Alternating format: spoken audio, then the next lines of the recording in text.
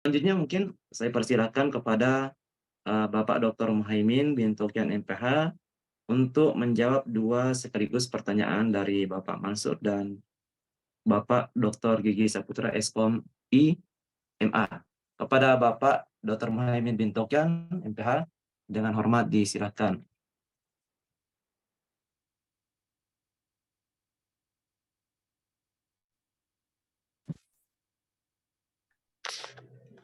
Ya, Ya, Ustaz, Pak Muhaimin. mute, masih di mute. Ya,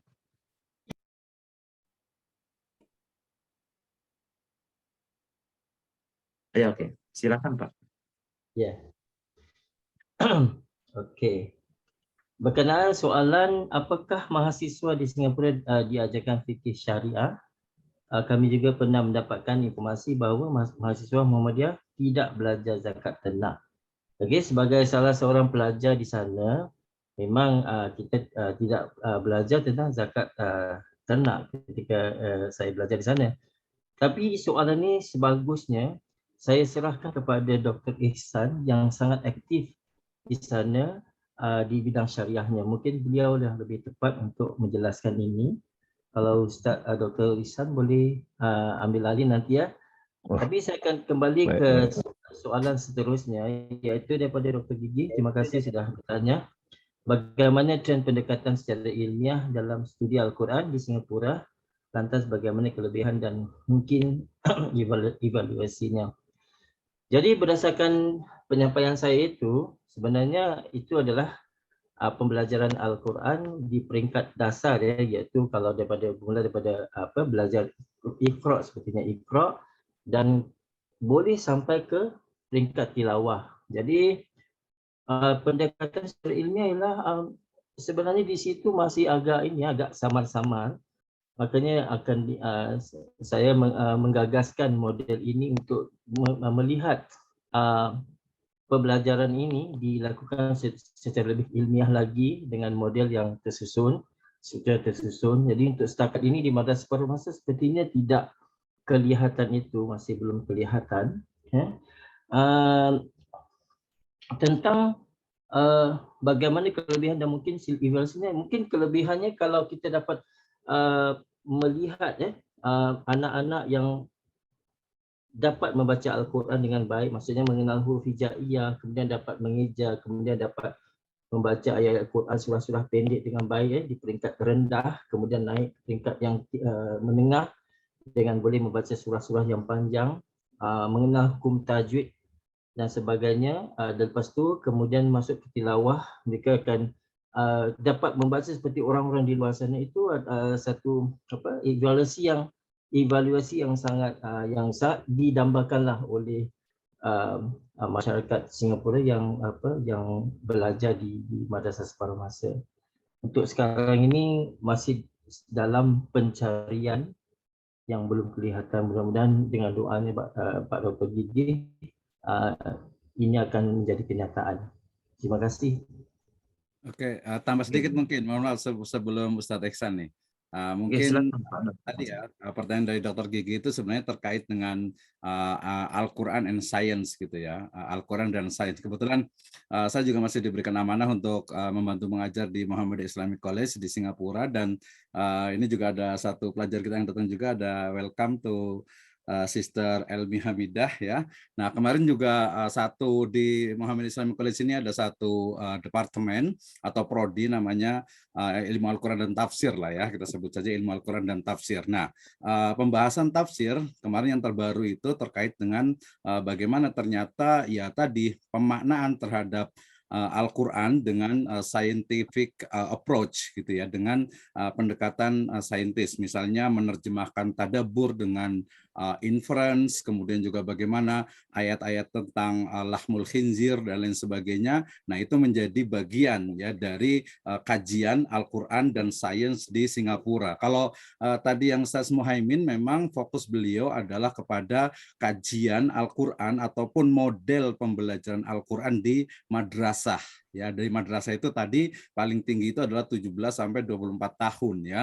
Jadi sebelum masuk ke university, sehingga kemudian kajian tentang Al-Qur'an dan sains itu ada di level university, dan salah satunya adalah Muhammadiyah Islamic College, kemudian juga ada Az-Zuhri dan lain sebagainya ya, dan ada beberapa yang lainnya. Terima kasih. Silakan Ustaz Iksan, Dr. Iksan. Tafadhol, silakan.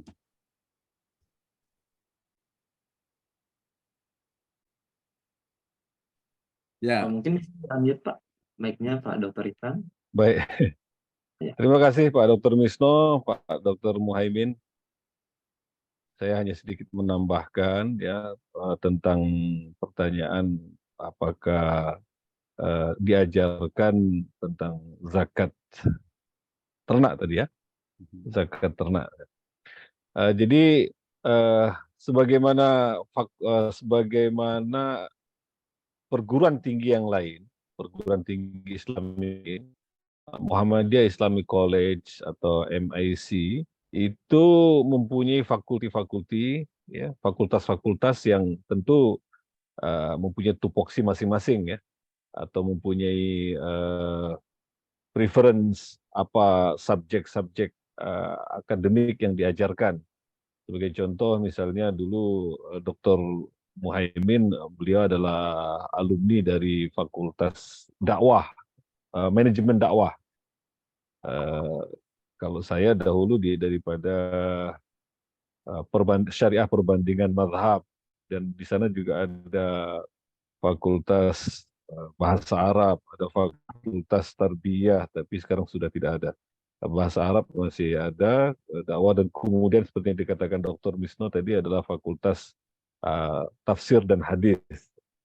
Nah, jadi kalau tentang bab zakat, semua tentang permasalahan zakat itu diajarkan di Fakultas Syariah, fakultas saya ya. Dan saya juga kebetulan sekarang juga mengajar di Fakultas Syariah MIC. Bahkan di Muhammadiyah Islamic College ini syariah dibahas melalui perspektif 4 mazhab ya, Qoranah mazhab, perbandingan mazhab atau comparison mazhab. Jadi bukan dari satu mazhab saja, gitu. Baik mazhab Hanafi, Maliki, Syafi'i, kemudian Hambali, bahkan mazhab yang sudah tidak eksis tapi hukum-hukumnya masih menjadi rujukan seperti mazhab Zahiri, ini juga menjadi kajian. Nah, jadi tentu itu semua diajarkan. Demikian mungkin jawaban saya dapat menambahkan informasi. Oke, baik, terima kasih Bapak Dr. Ihsan Muhyiddin MPH atas jawaban tambahan. Selanjutnya kita masih punya waktu 12 menit. Ada beberapa saya lihat peserta yang raise hand atau angkat tangan di Zoom kita kali ini. Oke, yang pertama saya ingin mempersilahkan kepada Ibu Fahriza Kirani. Ya, mungkin bisa oke. Kepada Ibu disilahkan dengan hormat. Right, thank you for the opportunity that has been given to me. I'm Fahriza Kirani, a student at the Islamic Institute of Kendari, and I will direct my question to Ustaz Ihsan Muhyiddin.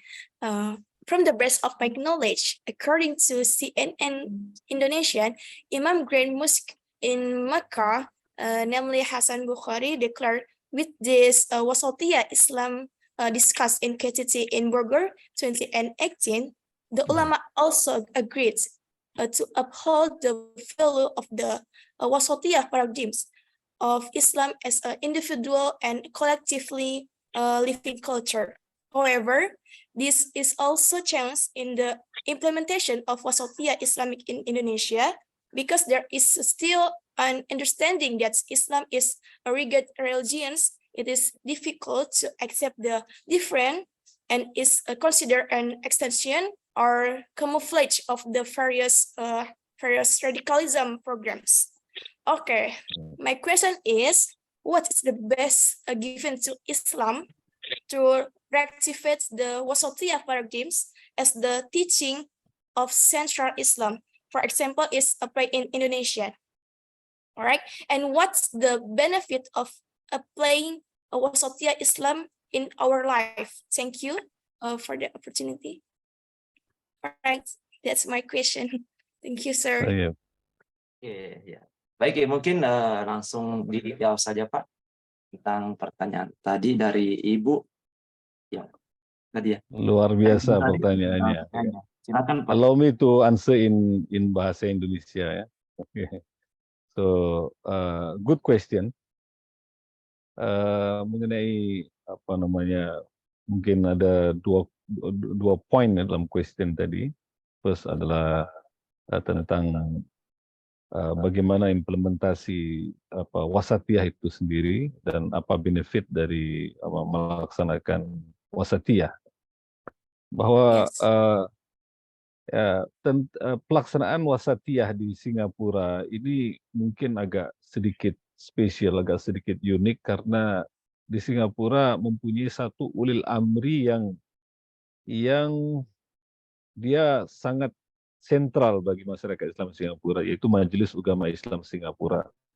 Di mana kadang-kadang orang beranggapan bahwa Majelis Ugama Islam Singapura itu sama dengan Majelis Ulama Indonesia, tapi sebenarnya sangat berbeda begitu ya.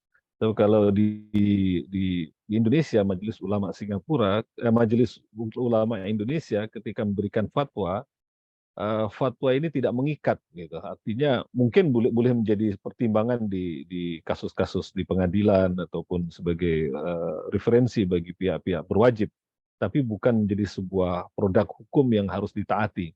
Nah, berbeda dengan Majelis Ugama Islam Singapura karena dia sebagai badan pemerintah, gitu ya, artinya sebuah badan hukum yang disahkan oleh undang-undang oleh AMLA ataupun Administration Muslim Law Act, maka segala fatwa putusan Majelis Ugama Singapura wajib dilaksanakan. Sebagai contoh misalnya, ketika Majelis Ugama Islam Singapura membuat policy tentang recognition asatizah ataupun mungkin di Indonesia lebih akrab dikenal sebagai sertifikasi para asatizah.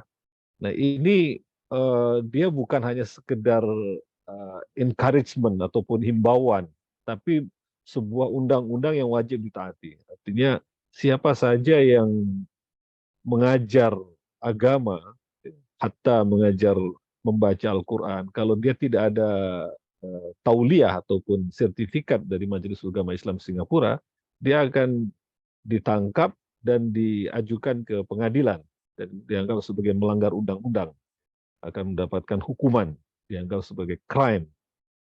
Demikian pula dengan institusi-institusi agama yang mengajarkan agama di Singapura harus mempunyai license ataupun sertifikat dari Majelis Ugama Islam Singapura, dan sama dengan sertifikat para asatizah tadi, dia ada expired date-nya ya. Jadi ada 3 tahun harus di-renew, dan selama 3 tahun itu selalu akan dipantau oleh Majelis Ugama Islam Singapura apakah dia melaksanakan etika-etika yang telah ditetapkan oleh Majelis Ugama Islam Singapura atau tidak. Nah, disinilah fortunately bahwa tokoh-tokoh masyarakat Islam Singapura dari mufti dan juga para asatizah di peringkat Majelis Ugama Islam Singapura semua sepakat dengan konsep wasatiyah. Mereka dari background pemahaman manhaj dan mazhab keagamaan yang mazhab fikih dan akidah yang berbeda. Ada yang alumni dari Madinah, ada yang alumni dari Mesir, ada yang alumni dari Yaman, mungkin dengan background pemahaman yang berbeda, tapi alhamdulillah dapat sepakat di sebuah institusi yang mempunyai otoritas. Nah, sehingga akhirnya hal ini menjadikan orkestra pelaksanaan syariah itu dapat berjalan secara harmoni. Nah, itu sebagai contoh. Terus kemudian poin yang kedua adalah tentang apa benefit melaksanakan syariah, wasatiyah. Sebenarnya wasatiyah ini adalah satu sifat yang melekat kepada agama Islam. Ketika kita bicara tentang gula misalnya, kita akan tahu bahwa gula itu manis. Ya. Dan kemudian garam adalah sesuatu yang bersifat asin, ya, salty. Tapi Islam, ketika bicara Islam, Islam adalah agama yang wasatiyah, ya, agama yang dia oleh Allah Subhanahu wa taala dan oleh baginda Nabi Sallallahu alaihi wasallam memang telah dimodified sebagai sebuah agama yang tidak ghulu dan juga tidak memudah-mudahkan, atau agama yang terlalu longgar. Islam itu agama yang mempunyai bentuk yang memudahkan. Wa ma ja'ala 'alaikum fid din min haraj, atau yuridullahu bikumul yusra wa la yuridu bikumul usr. Kemudian baginda Nabi sallallahu alaihi wasallam berpesan kepada para sahabat, yassiru wa la tu'assiru wa basyiru wa la tunaffiru. Ini menunjukkan bahwa sebenarnya ajaran Islam itu ajaran yang sangat applicable, ya, dapat dilaksanakan di mana saja dan kapan saja.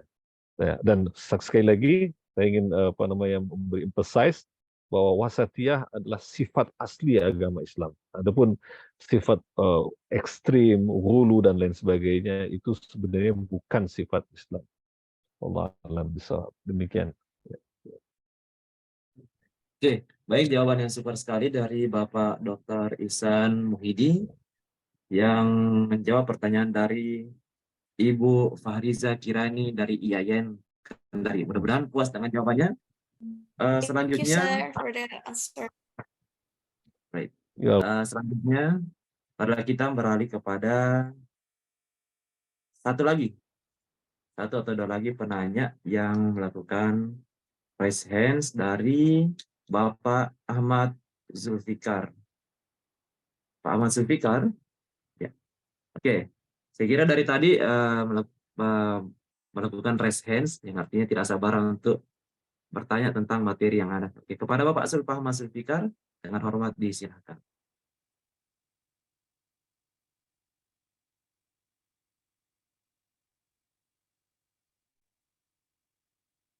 Bapak Ahmad Zulfikar, suaranya tidak terdengaran. Oke.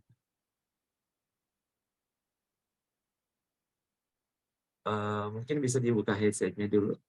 Suaranya tidak terdengar. Terdengar suara saya? Ya, baik, silakan. Oke, baik. Terima kasih. Pertanyaan saya sederhana. Ini kan terkait dengan tema besar kita, yakni Islam in Contemporary World. Dalam pertanyaan saya kepada para narasumber, bagaimana kemudian para narasumber memandang Islam sebagai agama yang rahmatan lil alamin dan penerapannya di negara, khususnya di kawasan Asia Tenggara, khususnya di Singapura, seperti itu. Oke, baik. Ini ditujukan kepada Bapak siapa, Pak? Ya, sudah ditangkap, moderator. Mohon diulangi, tadi agak kurang jelas, jaringan agak kurang ini. Oh ya, baik. Ya, jadi pertanyaan saya sesuai dengan tema summer school kita, yakni Islam in Contemporary World. Jadi bagaimana kemudian para narasumber memandang Islam dalam konteks dunia yang semakin kontemporer ini, atau dunia yang semakin maju ini, khususnya dalam konteks negaranya. Oke, mungkin itu lebih spesifik Pak, ditujukan kepada narasumber siapa? Agak sedikit dari kami. Nanti saya bantu ketikkan di chat box. Semuanya aja, semua sudah jawab sekilas. Semuanya ya? Baik. Anda mengatakan kepada seluruh narasumber, baik, untuk seluruh narasumber. Baik, yang pertama mungkin saya persilakan dulu kepada Ibu Dr. Darlina menjawab pertanyaan dari Bapak Ahmad. Silakan, Bu. Terima kasih atas pertanyaannya. Saya akan mencoba menjawab. Ini mungkin hampir sama dengan pertanyaan yang pertama tadi disampaikan kepada saya tentang postmodern, ya kan? Jadi perkembangan teknologi, modernisasi itu tidak bisa terkendali, akan terus saja berkembang. Akan tetapi sekarang manusia sudah mulai belajar. Seperti yang saya sampaikan, hal-hal yang saya sampaikan tadi tentang ekosofi tadi, melalui pendidikan Islam. Jadi pendidikan Islam tetap mempunyai peranan yang penting untuk menjaga atau penyelamatan lingkungan. Jadi modernisasi, kemajuan teknologi itu selalu berdampak pada lingkungan. Bahkan sekarang krisis lingkungan itu sudah nyata terlihat, terutama di Indonesia sekarang tentang polusi yang terus setelah wabah penyakit, pandemi, kemudian disusul dengan polusi, itu menunjukkan bahwa itu adanya hujan asam yang sedang terjadi di udara kita, gitu. Jadi hal itu tidak bisa dihindari dengan adanya perkembangan teknologi. Sedangkan perkembangan teknologi tidak bisa dihambat, akan terus berkembang sesuai dengan siklusnya. Setelah sampai kepada degradasi, nanti akan timbul lagi teknologi baru, akan terus begitu. Akan tetapi melalui pendidikan Islam ini, manusia untuk mengingatkan kembali kepada manusia bahwa manusia itu harus mencintai lingkungannya, karena manusia selain harus beramal soleh terhadap sesama manusia juga harus beramal soleh terhadap lingkungannya, mempunyai kewajiban itu tadi. Seperti dalam fikih lingkungan yang tadi sedikit saya sebut, tentang green sufi, tentang tasawuf, itu semuanya sudah mencakup bahwa memang manusia itu harus kembali kepada alam. Jadi dengan adanya Islam, dengan adanya pendidikan melalui pendidikan Islam, salah satunya hal terkecil dan sederhana itu adalah salah satu upaya untuk mengembalikan generasi kepada generasi yang lebih baik. Tidak hanya terus melaju terbawa oleh krisis-krisis lingkungan, terbawa oleh kemajuan teknologi. Begitu kira-kira jawaban saya. Terima kasih. Oke, super sekali Bu. Terima kasih atas jawabannya. Selanjutnya ke narasumber yang kedua, yaitu Bapak Dr. Ihsan Muhyiddin. Silakan Pak dengan hormat. Mungkin bisa di-unmute dulu Pak mic-nya. Terima Oke, kasih kepada Pak Ahmad Zulfikar yang menanyakan tadi, dan sebenarnya jawaban dari Ibu Dr. Darlina itu sudah cukup ya. Saya hanya menambahkan sedikit bahwa saya teringat dengan ungkapan salah satu tokoh pemikir Mesir, ya, kalau tidak salah Muhammad Abduh. Dia mengatakan bahwa aku di Barat, tapi aku melihat Islam di sana, walaupun tidak ada umat Islam. Dan ketika aku kembali ke Timur, aku melihat umat Islam, tapi tidak ada Islam di Timur. Ini sebuah pesan yang sangat dalam maknanya.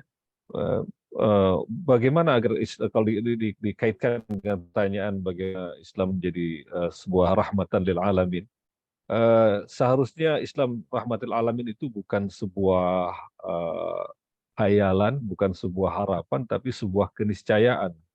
Nah, tapi malangnya umat Islam kelihatannya saat ini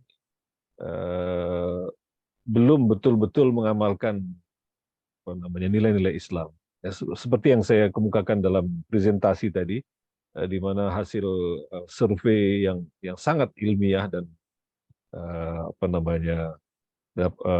menjadi rujukan bagi berbagai akademisi, bahwa negara-negara yang mempunyai nilai-nilai Islam itu justru bukan di negara-negara Islam. Nah, yang tertinggi misalnya negara Iceland, kemudian ada New Zealand dan lain sebagainya, termasuk Singapura yang negara sekuler, ternyata nilai-nilai Islamnya itu jauh lebih tinggi dibandingkan dengan negara-negara yang mayoritasnya umat Islam atau negara-negara Islam yang 100% seperti Saudi, Uni Emirat Arab dan lain sebagainya. Itu dinilai dari kejujuran, kebersihan dan lain sebagainya. Nah, jadi mungkin untuk meringkas jawaban saya adalah umat Islam harus kembali kepada ajaran Islam yang sesungguhnya.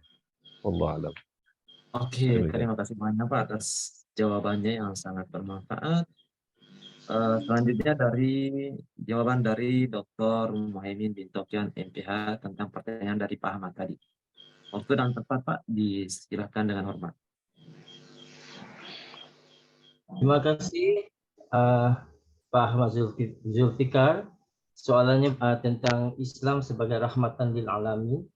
Kalau mengikut konteks Singapura dari segi sudut kemasyarakatannya, itu sangat benar sekali, sebab di sini kita mengamalkan sikap live by example, di mana dari tahun ke tahun penerimaan masyarakat terhadap masyarakat Islam sangat bagus, sehingga toleransi di sini sangat tinggi. Beberapa contoh ke belakang ini, beberapa tahun ini kita melihat di mana-mana sudah terdapat banyak musolah tempat solat di mall-mall yang dulunya tidak ada. Tapi sekarang kebanyakan mall-mall ada tempat solat dan mereka tidak merasakan satu masalah untuk kita bersolat beramai-ramai di mall, di dalam satu kawasan yang disiapkan untuk solat. Bahkan ada yang di rumah sakit juga ada tempat solat. Itu satu contoh bahawa kita sedang menunjukkan contoh yang baik di mana masyarakat bukan Islam menerima kita dengan baik dan menghormati keperluan-keperluan kita. Terutama di pemerintahan, mereka tidak akan memesan makanan yang tidak halal walaupun majoritinya bukan Islam, tapi mereka akan memesan makanan yang halal walaupun hanya ada satu atau dua saja orang Islam di satu perjumpaan, satu pertemuan. Itu satu yang saya lihat dari sudut kemasyarakatan. Dan lagi satu yang saya lihat dari sudut kemasyarakatan, orang-orang bukan Islam lebih memahami apa tu amalan-amalan orang Islam. Kita perlu solat, kita perlu puasa, dan ini sangat saya rasa sangat kita beruntung berada di sini kerana amalan-amalan ibadat kita sudah diketahui oleh ramai dan mereka tidak terjadi ya penghinaan, penistaan yang kita dapati di negara-negara lain. Itu yang dapat saya sampaikan sebagai satu contoh bahawa Islam itu rahmatan lil alamin buat semua. Terima Oke, kasih. baik. Terima kasih Bapak Dr. Muhammad bin Tokyo yang mengatakan bahwa Islam rahmatan lil alamin bagi kita semua. Mudah-mudahan seluruh dari jawaban dari seluruh narasumber dapat menjawab pertanyaan dari Bapak Ahmad Zulfikar tadi. Selanjutnya, karena waktu menunjukkan hampir jam 10 waktu Indonesia Tengah di Indonesia, mungkin satu pertanyaan lagi dari kotak chatbox yang menurut saya ini satu pertanyaan yang penting, ingat bahwa kita adalah negara yang agraris. Nah, pertanyaannya dari Bapak Al-Wafi Ridho dari NU NTB kan kepada Ibu Dr. Darlina Kartika SPM. Pertanyaannya adalah terkait penjelasan ekologi filosofis yang disampaikan tadi, yang mengatakan bahwa penting untuk dimasukkan ke kurikulum pesantren. Sejauh apa sih hasil riset tentang ekologi filosofis ini kemudian diadvokasi pada tingkat pimpinan tinggi seperti ke Kemenak misalnya untuk diadopsi kurikulum tersebut ke berbagai pesantren. Kepada Ibu Dr. Darlina dengan hormat saya persilakan. Terima kasih untuk pertanyaannya Bapak Al-Wali Ridho. Akan coba menjawabnya. Jauh ini kajian yang saya lakukan pada ketiga pesantren tersebut, sebenarnya apa yang saya sampaikan dalam suatu kajian saya ini adalah saya ambil yang ada di lapangan. Artinya sudah diterapkan di pesantren-pesantren tersebut. Artinya pesantren-pesantren tersebut sudah diakui, terutama untuk pesantren yang ketiga yang sudah memang banyak mendapatkan bantuan dari kementerian, mengakui bahwa penerapan kearifan lokal tentang hal-hal yang tadi saya sampaikan dalam tabel yang saya sampaikan tadi, hasil kajian saya, itu sudah diterapkan dan dianggap memang bagus dan menghasilkan pembangunan pertanian di pedesaan dan menghasilkan menjadi pesantren itu memiliki ketahanan pangan dan mempunyai adaptasi pada perubahan iklim. Jadi pesantren Al-Ittifaq ketika pandemi mereka bisa bertahan dengan komoditasnya melalui penjualan secara online misalnya. Kemudian mereka bisa tetap memenuhi kebutuhan pangan masyarakat desa dan pesantren itu secara mandiri, sehingga termasuk pesantren yang mempunyai ketahanan pangan dan tahan terhadap adaptasi perubahan iklim. Seperti contohnya pandemi itu adalah salah satu efek dari perubahan iklim juga gitu. Jadi sejauh ini kajian yang saya lakukan adalah apa yang sudah diterapkan di pesantren dan sudah diakui oleh Kementerian Agama seperti tabel model tadi bahwa di situ ada Kementerian Agama, Kementerian Koperasi, dan Kementerian Pertanian itu semuanya sudah bekerja sama dengan pesantren Al-Ittifaq tersebut. Artinya apa yang kajian saya lakukan itu memang sudah ada hasilnya dan saya rumuskan menjadi suatu teori baru tentang ekologi filosofi tadi. Gitu. Akan tetapi untuk dikembangkan lagi, sekarang Presiden juga sudah mengangkat pesantren Al-Ittifaq itu sebagai role model atau percontohan.